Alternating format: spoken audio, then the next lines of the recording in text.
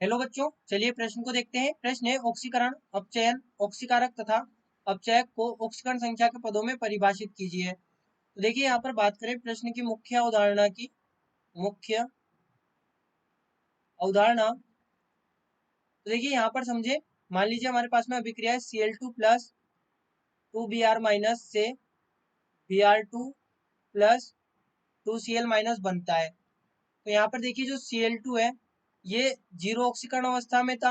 अब जीरो ऑक्सीकरण अवस्था में यहाँ पर था, तो ये जीरो ऑक्सीकरण अवस्था से -1 ऑक्सीकरण अवस्था में गया। तो इसका क्या हुआ यहाँ पर इसका अपचयन हुआ है। यहाँ पर इसका अपचयन हुआ है। वहीं पे जो Br माइनस है ये यहाँ पर -1 में था और यहाँ पर ये जीरो ऑक्सीकरण अवस्था में चला गया, यानी कि इसकी ऑक्सीकरण अवस्था में क्या हुआ है, बढ़ोतरी हुई है। तो यहाँ पर इसका ऑक्सीकरण हो गया। अब देखिए हम यहाँ पर यदि बात करें ऑक्सीकरण की, ऑक्सीकरण, तो ऑक्सीकरण क्या होता है, जब जब स्पीशीज स्पीशीज या हम लिख सकते हैं अणु, अणु परमाणु, अणु परमाणु या आयन इलेक्ट्रॉन इलेक्ट्रॉन त्याग कर इलेक्ट्रॉन त्यागता है तथा तथा उसकी ऑक्सीकरण संख्या में वृद्धि वृद्धि हो जाती है। तो ये तो हमारे पास में हो जाता है ऑक्सीकरण। वहीं पे यदि हम बात करें अपचयन की, अपचयन, तो अपचयन हम क्या कर सकते हैं, जब अणु परमाणु या आयन इलेक्ट्रॉन इलेक्ट्रॉन ग्रहण करता है इलेक्ट्रॉन ग्रहण करता है तथा इसकी ऑक्सीकरण संख्या इसकी ऑक्सीकरण संख्या में कमी कमी हो जाती है। तो वो यहाँ पर कहलाता है अपचयन। अब इसके बाद में हम देखें ऑक्सीकारक और अपचायक। यहाँ पर हम लिखेंगे ऑक्सीकारक।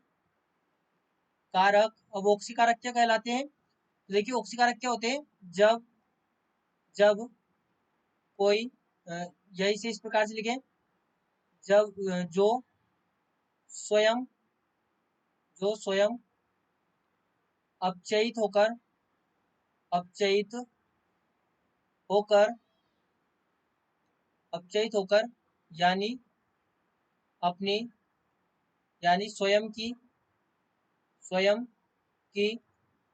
ऑक्सीकरण संख्या में कमी कमी करके साथ वाली स्पीशीज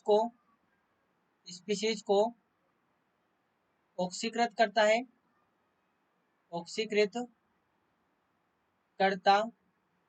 है तथा उसकी ऑक्सीकरण संख्या को बढ़ा देता है उसकी ऑक्सीकरण संख्या को बढ़ा देता है।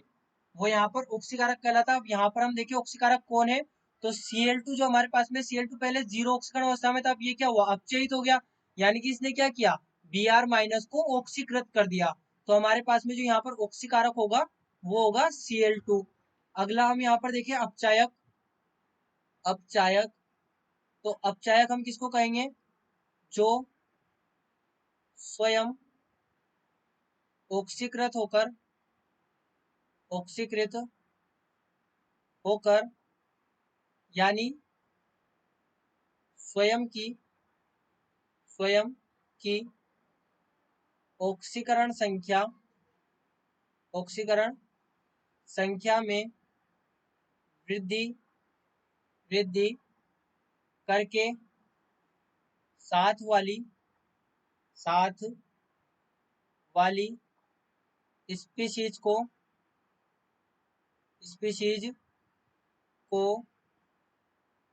ऑक्सीकृत